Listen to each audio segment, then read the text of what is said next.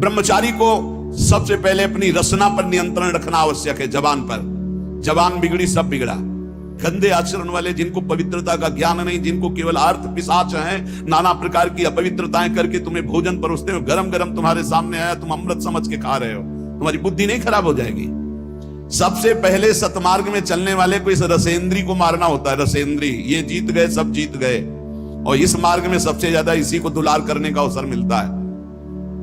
जहां निमंत्रण होगा वहां चक्क होगा, बस को खाओ और चौपट करो अपनी साधना, अपने परमार्थ को चौपट कर दो। खाना ही मृत्यु है और खाना ही जीवन है।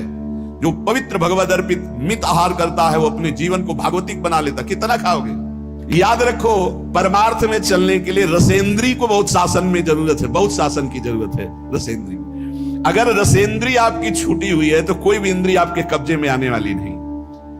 भोजन किया जाता है जीवन रखने के लिए, प्राणों का पोषण। और आप ये समझो, जैसे आप 400 ग्राम अन्न पा लिए तो आपकी जीवनी शक्ति उसमें पचाने में कम लगेगी और आपके चिंतन में ज्यादा लगेगी। 800 ग्राम डाल लिया।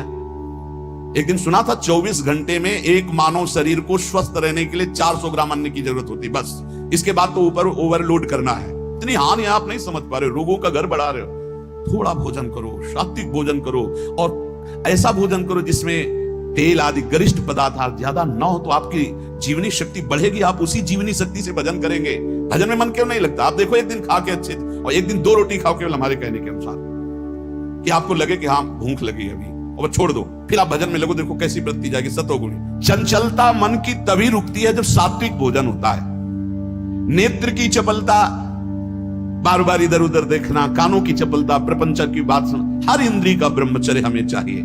तो बहुत लाल मिर्च वाला गर्मा गर्म ये ब्रह्मचर्य के लिए सब हानिकारक। उत्तेजक भोजन नहीं, उत्तेजक दृश्य नहीं, उत्तेजक बातें नहीं, तभी संयम से चला जा सकता है।